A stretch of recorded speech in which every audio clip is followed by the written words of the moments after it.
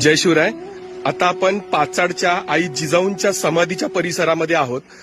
आई जिजाऊंनी आपला देह पाचाडच्या कोटामध्ये ठेवल्याच्या नंतर याच ठिकाणी पाचाडच्या जुन्या हद्दीवरच्या स्मशानभूमीच्या परिसरामध्ये त्यांना राजपद्धतीने अग्नी दिला गेला. अग्नी दिल्याच्या नंतर इथून त्यांच्या पुढील ज्या सगळ्या विधी होत्या ते याच परिसरामध्ये झाल्या. हे जे तुम्हाला तलाव जे दिसतंय या तलावाचं आता नूतनीकरण केलेलं आहे.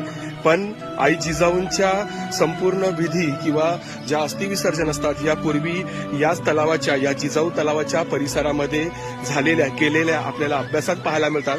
आता याचं नूतनीकरण केलेलं आहे कारण या गावातल्या लोकांना चांगल्या प्रकारचा पाण्याचा साठा निर्माण व्हावा म्हणून याचं चांगली डागडुगी केलेली आहे. ज्याप्रमाणे रायगडावरचा कोळिंब तलाव आहे, ज्याप्रमाणे कोळिंब तलावाचं महत्व रायगडावर आहे, त्याचप्रमाणे या पाचाडमध्ये आई जिजाऊंच्या अस्थिविसर्जन केलेल्या